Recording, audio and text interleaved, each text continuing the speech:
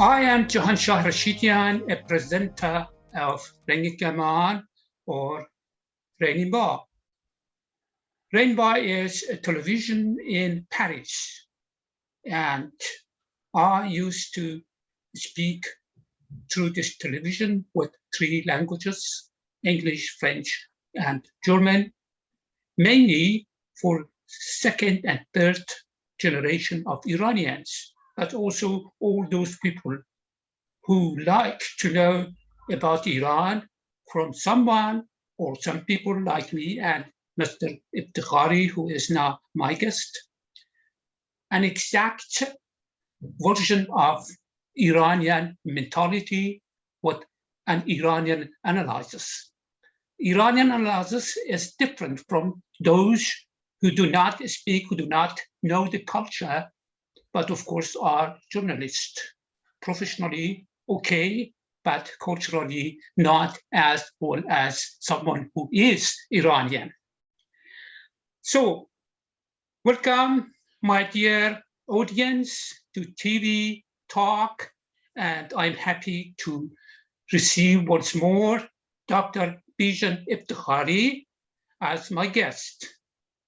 Bijan, feel at home and be relaxed because we will discuss today 2 uncomfortable and screwy topics. The first one is the new designed president of the Islamic regime. Attention, not Iran. I distinguish Iran from the Islamic regime, as Iran is a separate entity from mullahs. Mullah Ibrahim Raisi.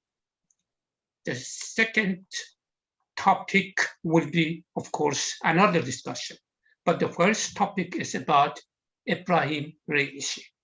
The second topic is about the strikes of workers in many sectors and their impact on an eruption of protest across Iran, as we see actually in Khuzestan. The Islamic murderous regime, which killed during the last week at least 9 demonstrators in the province of Khuzestan, as people are protesting against shortage of water. The common slogan that they chant actually by Arabic and Farsi people there in Khuzestan, we are thirsty. So that's the main slogan. We are thirsty. Mullahs played all cards. They have no unknown card up one's sleeve, inclusive Ibrahim Raisi as a hardline mullah, with, of course, a black turban, which indicates that he is a Sayyid or an alleged descendant of the Prophet of Islam. Sayyids, as we know, stand on top of the clerical caste. Sayyid Ibrahim Raisi was one of the 4 members of the Death Commission in summer 1988. They ordered and monitored the summary execution of several thousands of political prisoners. Many of these prisoners were spending their term of official sentence. Some were teenagers under 18 at the time of captivity. Some of the victims were pregnant women and still were executed with their baby. The barbarian massacre of summer 88 was issued by a fatwa of death from Ayatollah Khomeini. We know the same fatwa of death that was issued by Khomeini against Rushdie. Raisi, of course, justified this this strange crime as a jihadi duty against enemies of Islam. After successfully achieving the jihad task, as he said, Raisi promoted to high-ranking jobs, what is very common in the Islamic regime, of course. He became Deputy Chief of Justice and, in the last 2 years, as Chief of Justice. We know that since justice in Iran means Sharia. It is another security and repressive organ of the Islamic regime. During the 2 last years, Raisi was chief of this justice.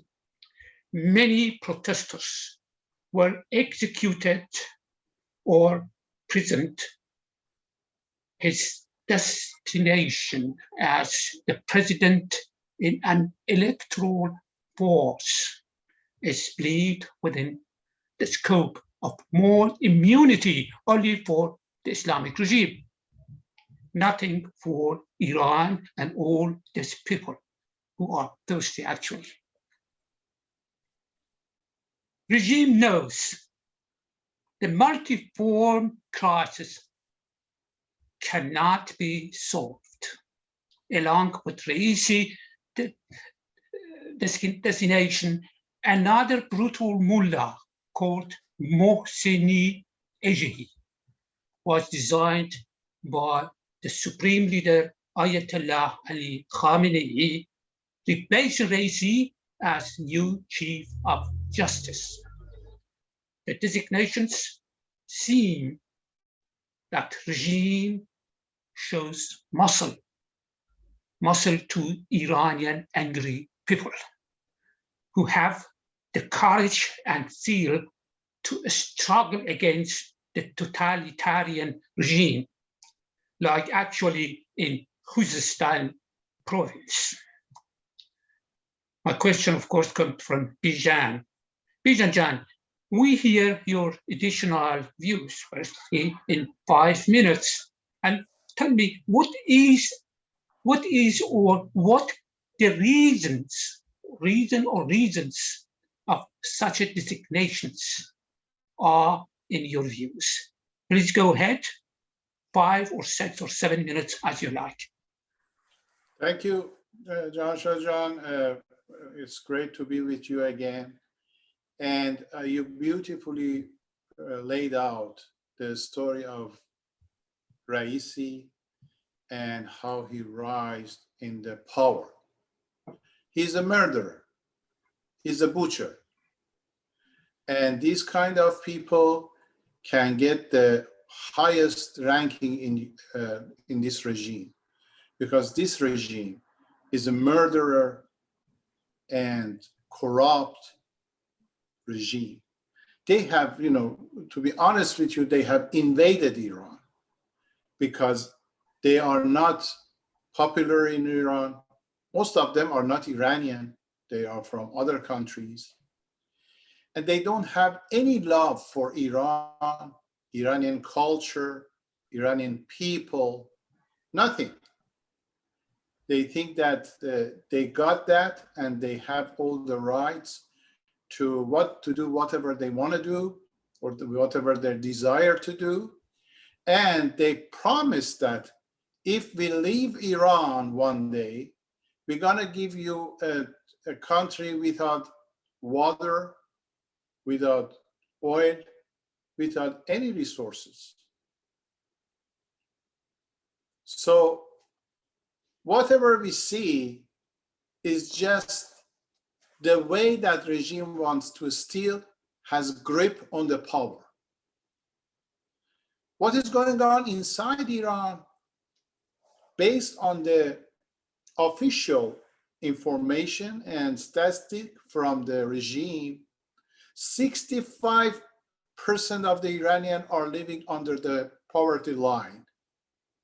So people are very poor. And I tell you that their information and statistics are always not correct. Most of the time, they just try to make it sugar-coated it or make it nicely.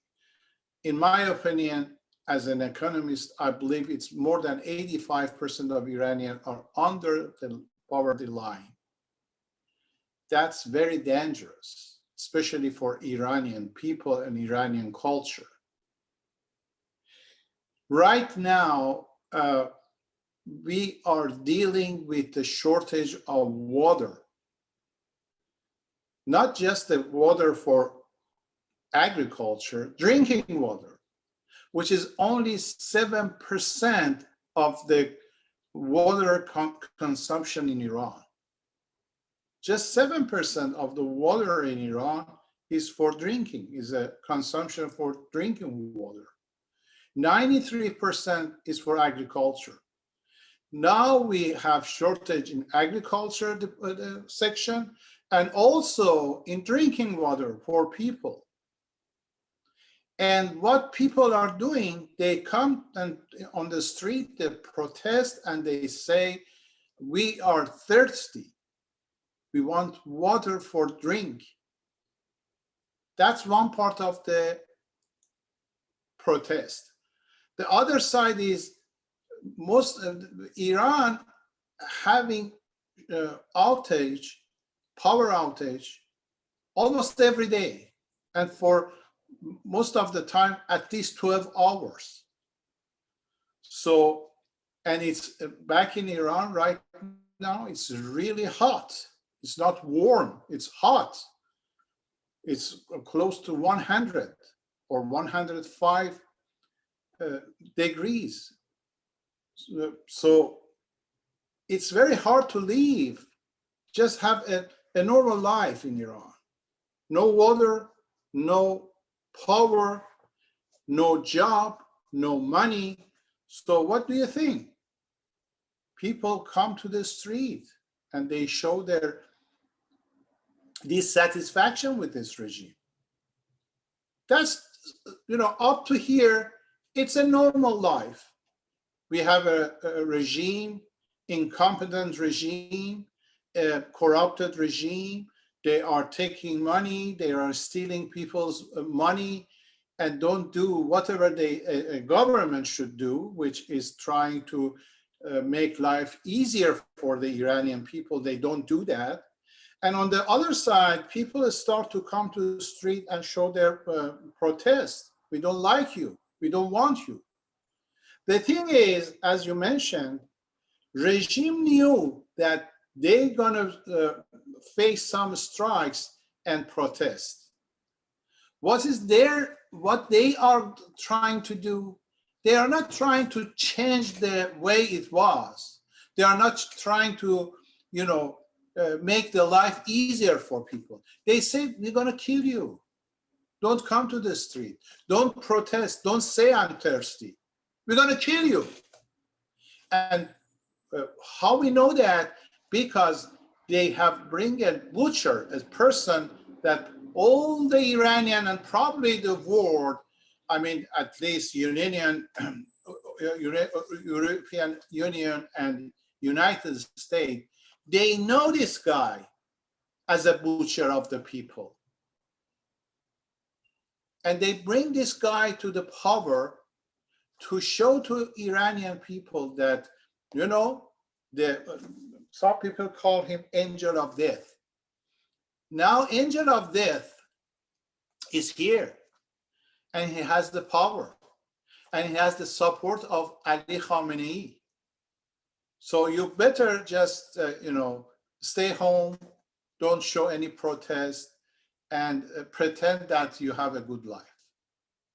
This is what exactly regime is trying to do by bringing this guy to the power as the president of the Iran, which I agree with you.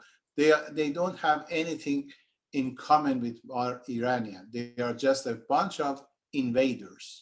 Go ahead. I can't hear you. Your microphone is okay. mute. Okay, excuse me. Thank you for your statement. You mentioned 2-3 important points, that only 7% of our water in Iran is drinkable. The rest of that is not, it's for agriculture, and still we have shortage for both of them. Second point, that you said 80% are under poverty line, and that is huge, is very huge. I think no country may have so many people, so many poor people. I think, therefore, Raisi is not, it's not the magic card. It's to solve the multiple problems actually in Iran. I add that you mentioned that the media in all over the world not react. That's true. Butcher is a word which is used in many papers when I read in French or in German. This describes that the media are more conscious, more vigilant, feeling more responsibility about the people of Iran who have been left alone for 43 years. All over the world now knows that the people of Iran have unpleasant life under the Islamic regime, under the butcher. Media in Germany and in France change their tone and even urge that Raisi, whose nickname, as you said in Iran, is the butcher of terror, must be brought before the International Criminal Court, the same as happened for Nazi criminal people. There is no difference actually. Only probably the ample of crimes is different, but the motivation is the same. Before the court of Nuremberg, we had so many people from Nazi side who were condemned, mostly to death. We don't want to use that penalty in our new future country. In the constitutional, in our constitution, that penalty must be completely aside. But someone like Raisi, who has blood of Iranian people on his hands,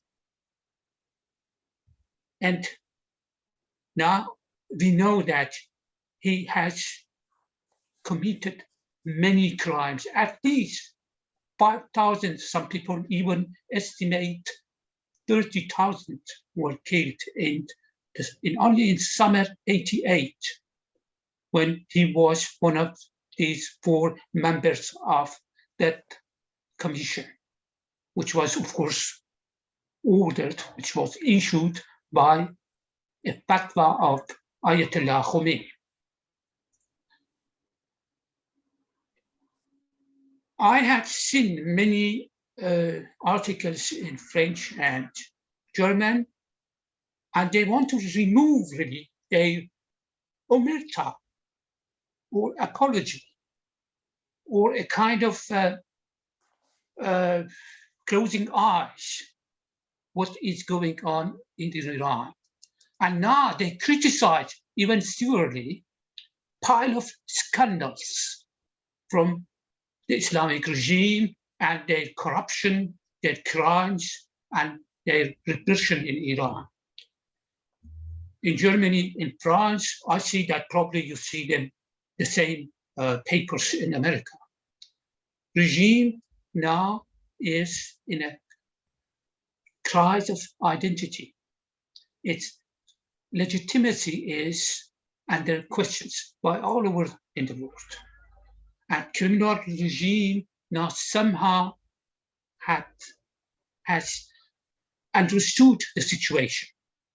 Therefore, they try to bring Raisi to make people fear, not to make people hoping to solve problems.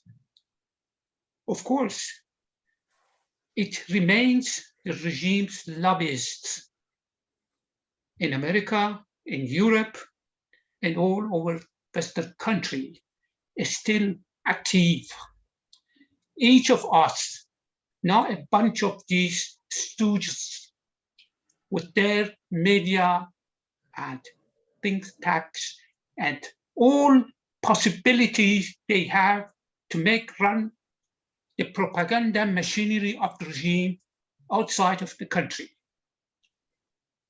I think the most notorious is, as we know, NIAC lobbyist, the BBC Corporation, and some people who are active in these corporations. There are many other, of course, smaller televisions or media who are at least dubious. The West has tolerated political Islam for many, many years and ignored the destiny of our people under such a barbarian regime because of two main reasons. The first reason was opportunism because of their interest. And the second one was because our diaspora, I and you and 6 other million Iranians, we could not confront these lobbyists in the West. We could not introduce what is going on in Iran exactly. We could not demask the regime and show them its ugly face. And there are now many authorities, local authorities, who know the situation. We have to make them, to kick them out. NIAC or some other people like this lady Hicks, I think her name is. All these elements are now active because we are not so active to prevent it. I want you to talk about that. The question is also, what we know with all these problems and the bunch of apologists and lobbyists here, what should be challenges? What should be the challenges of our opposition ahead regarding this situation? I was telling you last time in Persian language, I think, that South Africa could get rid of this apologist and this kind of lobbyist because they have a very strong and very mobilized opposition outside of their country, and they could react. They could really affect. What is your opinion? How can we get rid of these, at least in our realm? That means in the West. What is in Iran is different, but we as 4, 5, 6 million Iranians, how can we permit that someone like this woman, Hicks or whatever her name is, can come and say that in Khuzestan they're not people. They are people who are shooting their own people. They are also a part of them are coming from Israel or from Mujahideen, and they actually design a very fake scenes, fake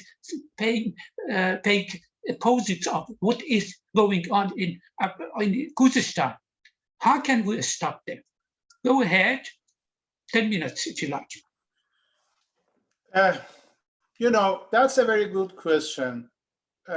How come the regime's agents out of Iran are making some progress and they are successful, like, as you mentioned, Nayak in United States, and the head of the Nayak is that clown Trita Parsi.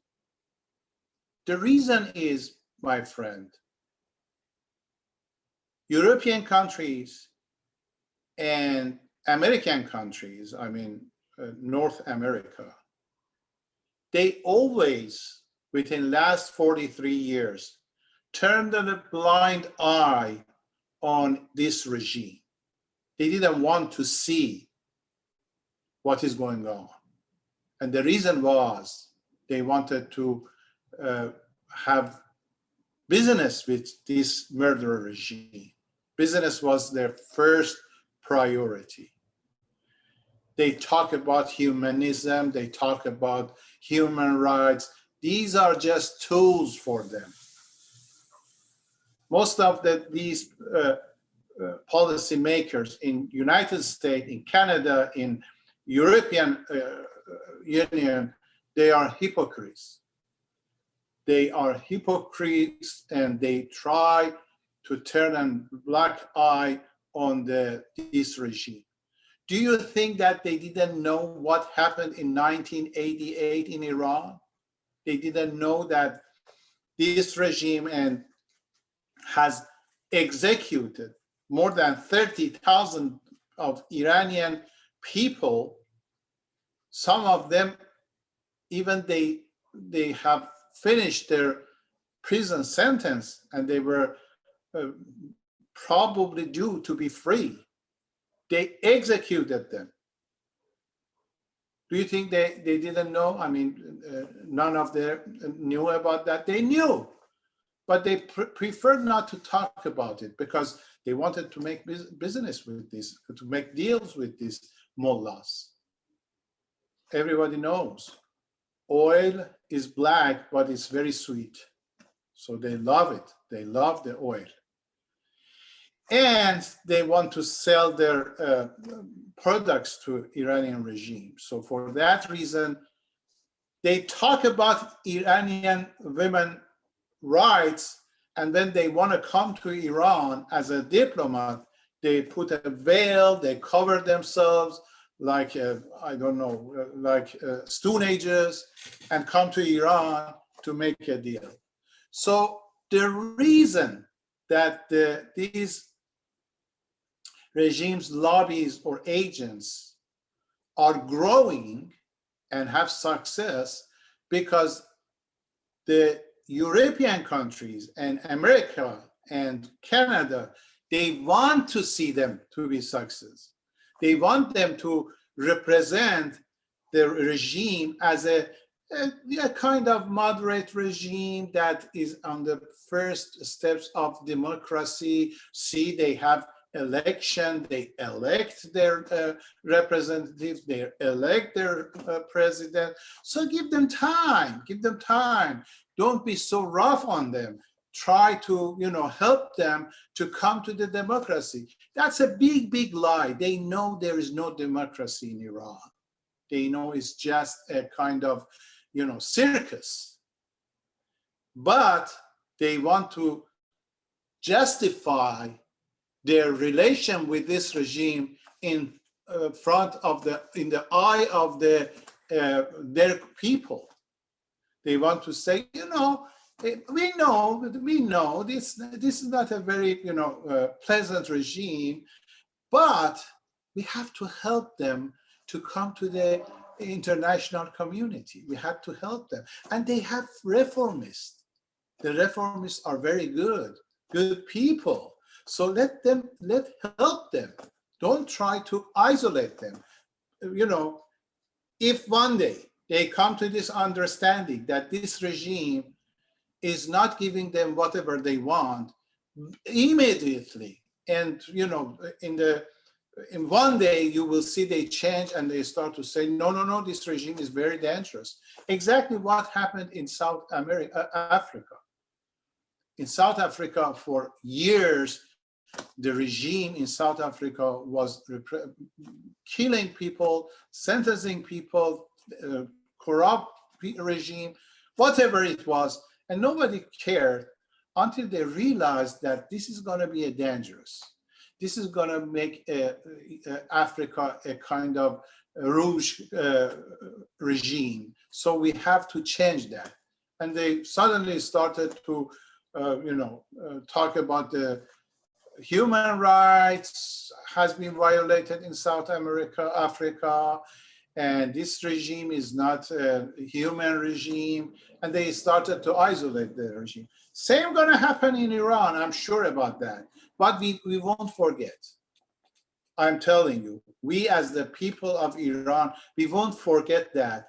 For 43 years, these countries put up with this murderer regime, and because of that, they have to help Iranian people. For example, in United States, the country I live, you can see the regime's lobbyists like Trita Parsi and some other people in CNN and MSNBC, probably on weekly basis.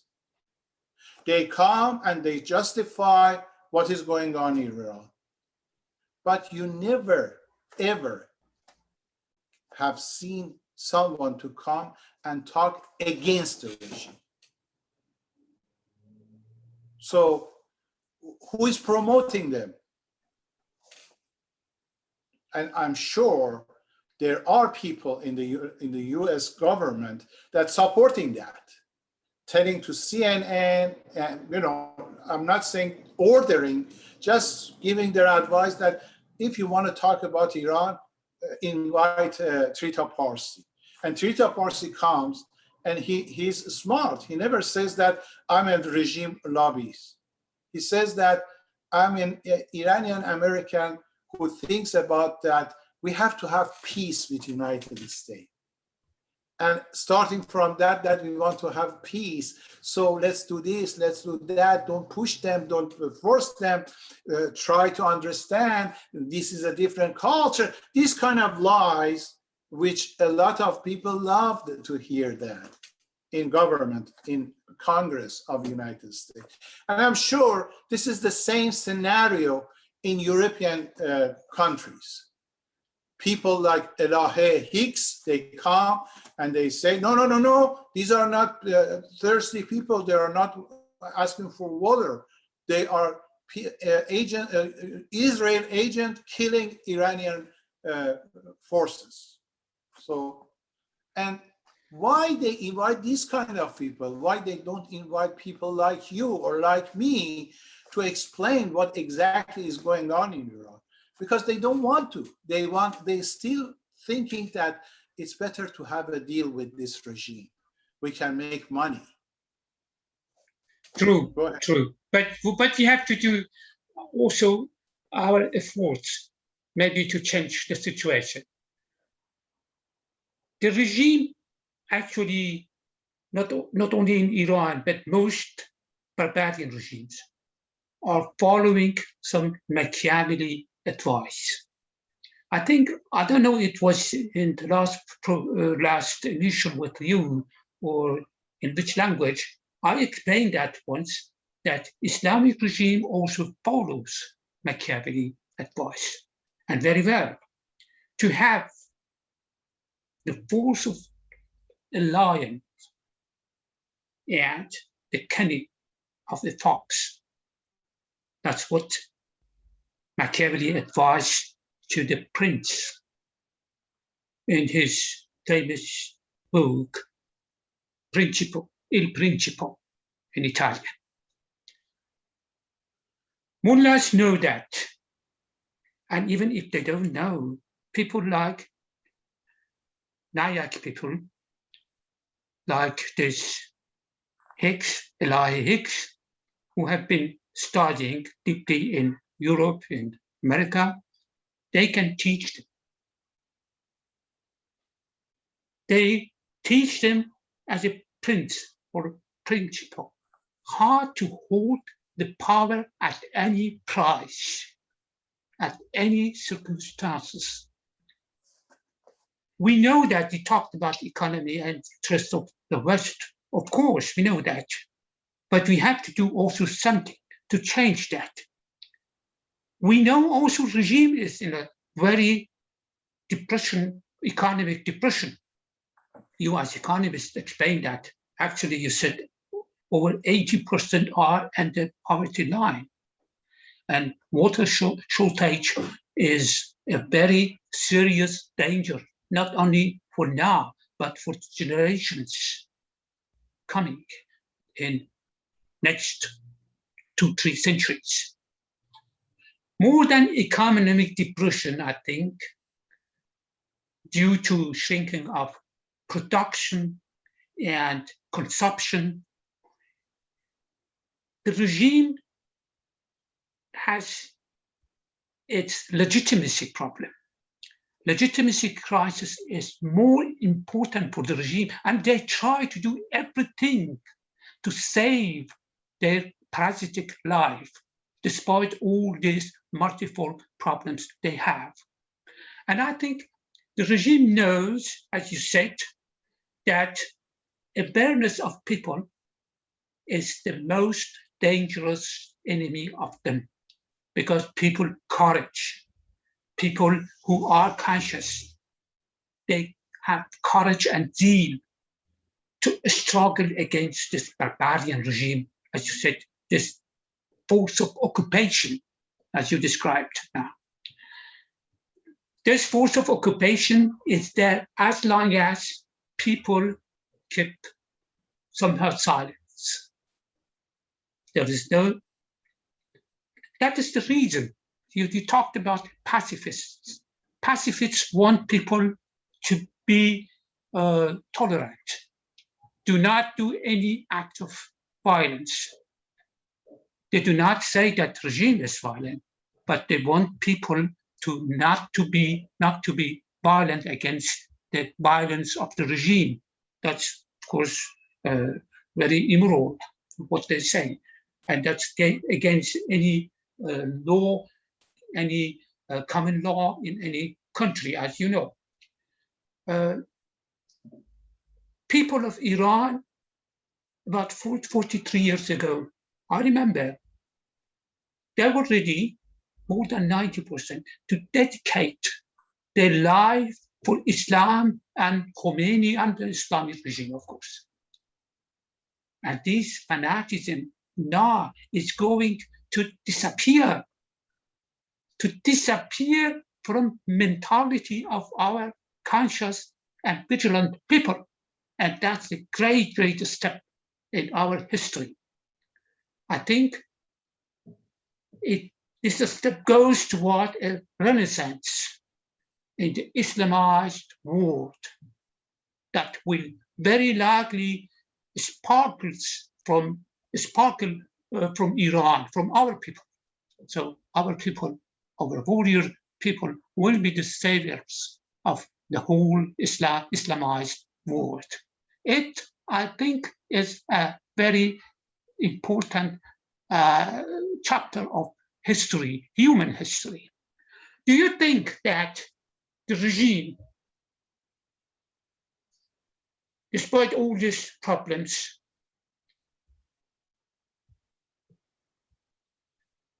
despite that a sparkle is underway to change the course of history,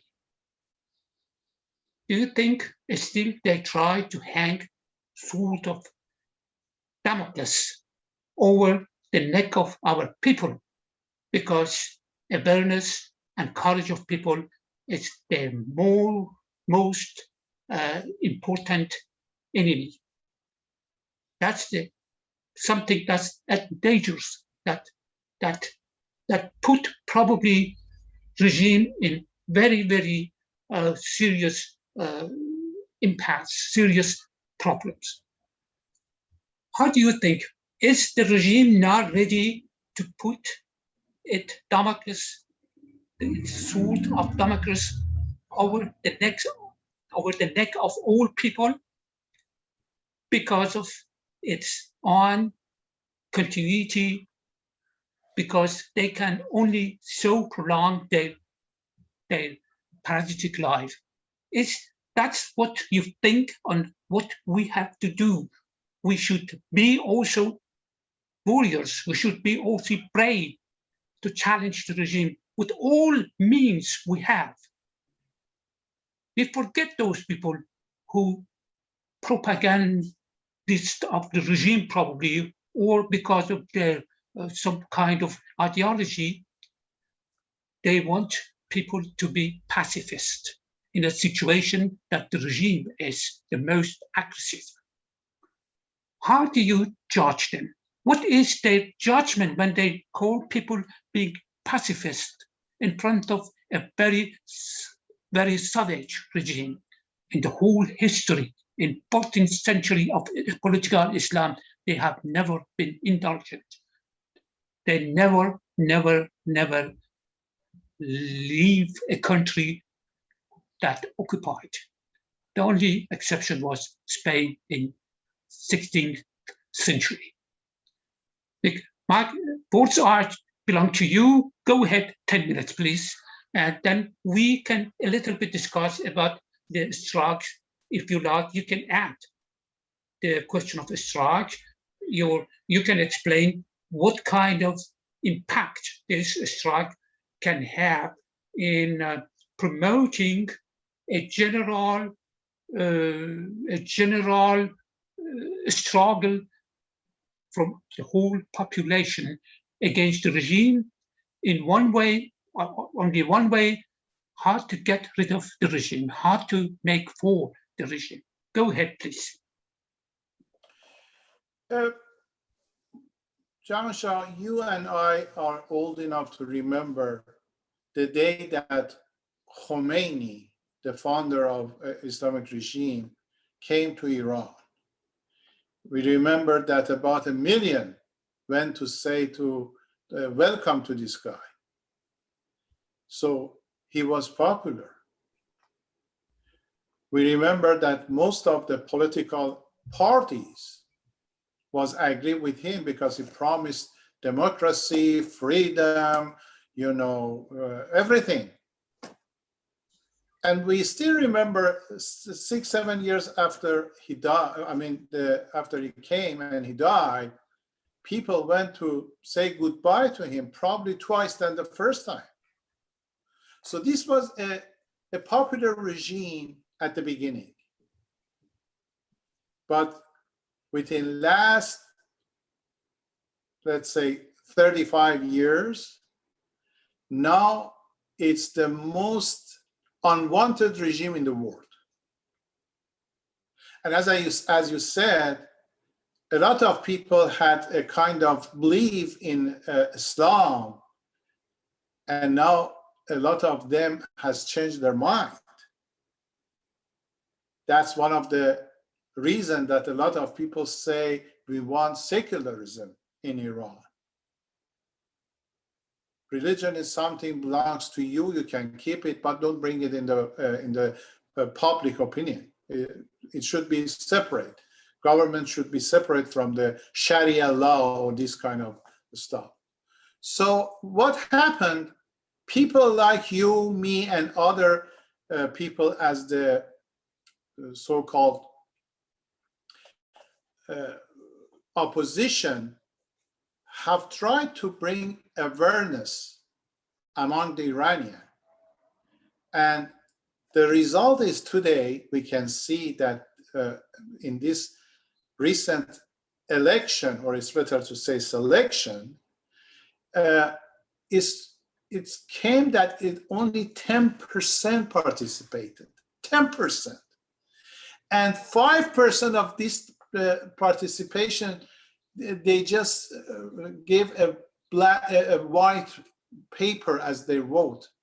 It means they were against the regime, but for some reason they wanted to show that, yes, I voted because a lot of people, they afraid if they don't vote, then the regime will stop or cut off their benefits.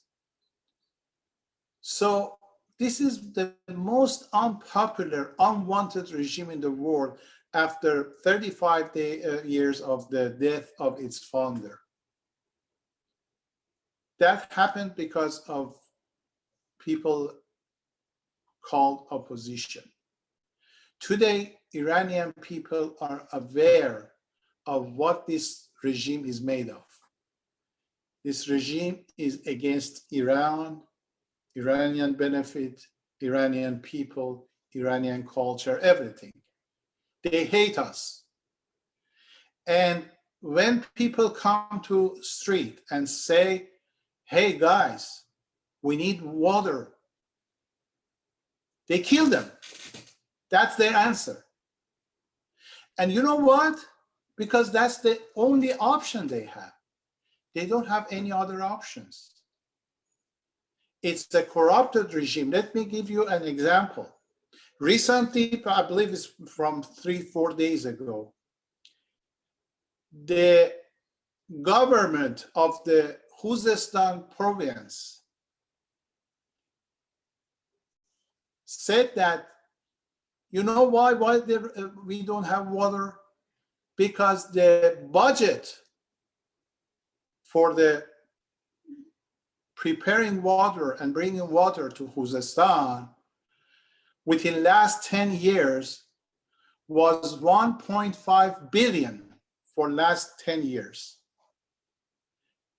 And 750 million of 1.5 billion, I mean, half of the budget is missing.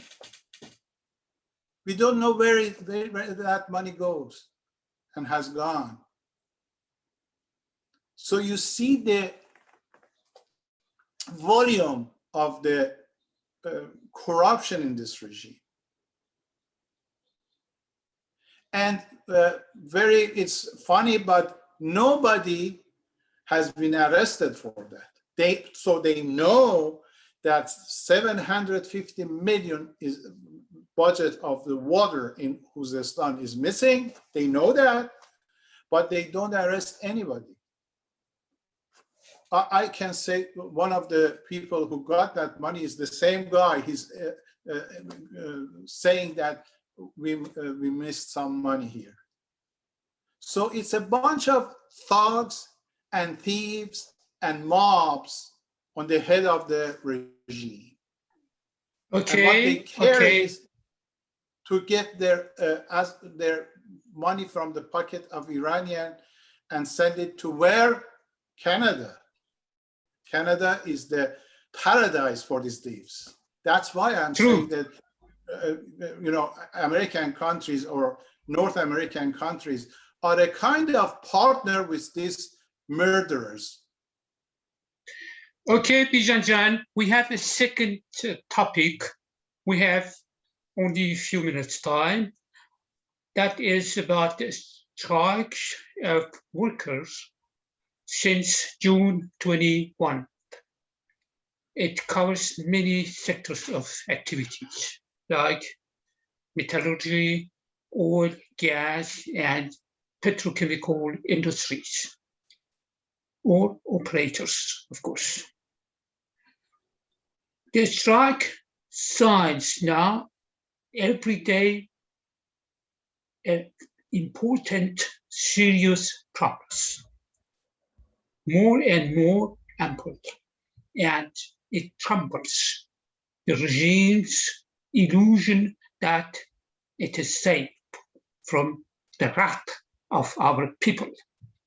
Do you think the worker strikes can join the civil struggles like that of those people you mentioned in Khuzestan due to the penury of water? As you said, only 7% water can be drunk in Iran.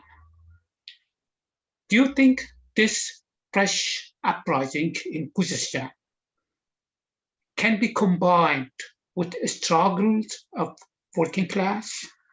And second question, if you want to answer, do you think that the strike, which is called 1,400 campaign, which is probably hinting to the end of the Islamic regime at the first year of the beginning of Iranian calendar.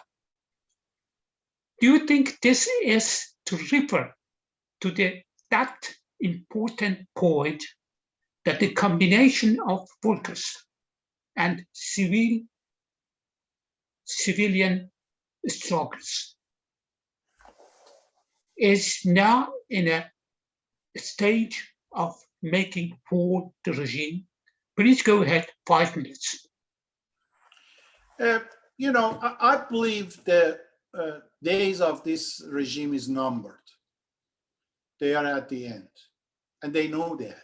And that's why they bring bring him as a president. So there is no doubt about that. The strikes are probably the most important tools in hands of Iranian to topple this regime. And I support that.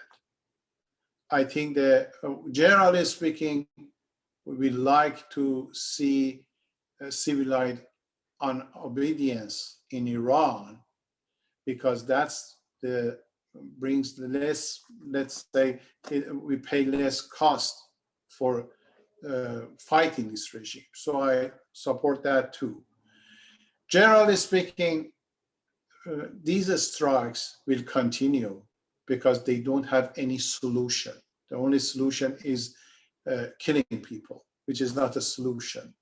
That's the final stage of a dictatorship. So I'm very optimistic about the future. Unfortunately, they're gonna kill a lot of Iranian, but anyway, they are killing Iranian people in different ways. So I'm sure these murderers will kill more people, but I see the light at the end of the tunnel.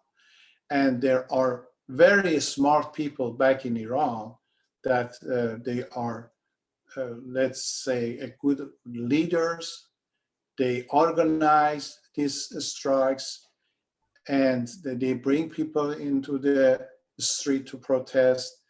And very soon they're gonna find each other, and they're gonna have a very organized strikes and protests in the street. We will see that very soon.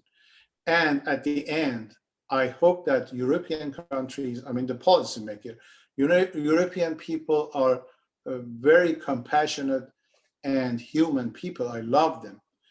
Same for American people. But I hope that policymakers open their eyes and they realize that the life of this regime is gone.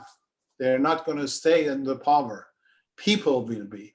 So support Iranian people, support the protesters, support the strikers, and try to be more understanding about the opposition of the regime.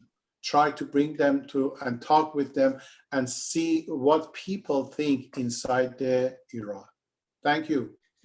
So you are optimist. You are optimist. I am, yes. Contrary to those pessimist people, whom we can call treacherous people. Iranians are known as brave and even warriors, like their pre-Islamic ancestors. They are brave enough to walk in lions then, or better to say, in demons then, because this regime is really a demon. And on the other hand, it was Rustam, our legendary Rustam, our hero, who walked in a demon's den and killed him. So you are optimist. We can kill this beast, this demon, and free our country. I think you want to do something else at 8 o'clock, you told me more. So we have to finish this emission.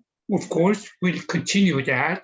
We have so many, you just opened so many questions, and I have to ask these questions again to explain them more detailed.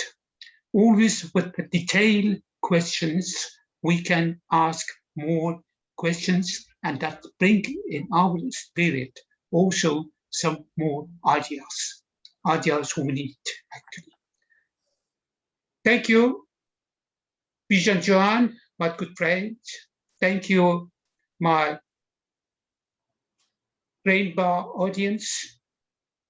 And thank you also for you that invited me yesterday or for yesterday to your Persian program, and we talked about the same subject in Farsi. I hope people who speak Farsi also listen that. It is in Mani television. Thank you. If you have last words, if you want to say something else, 2 minutes to you. Please, go ahead. Thank you so much, Jahanshah. I don't have anything else to add. I hope in the next future, very soon, we're going to have another talk show talking about progress in Iran, I mean, Iranian people. And I really appreciate what you are doing for Iranian people to bring awareness all over the world among the Iranian. And I thank you too. Thank you very much, Dr. Bijan Eftekhari, a good friend of mine, and we have been working together in this kind of missions. You are a presenter of Mani television. You can also start probably in Mani television an English program. Why not? And I will be, of course, your guest. And for the second and third generation of Iranians who do not possibly speak so good Persian as we do or their parents do. So they need to understand what is the basic problems of Iran and to be more attracted, to feel more responsibility for their own country, their own culture, their own parents. Thank you very much, and thanks again for all those people who follow this program. See you later. Goodbye.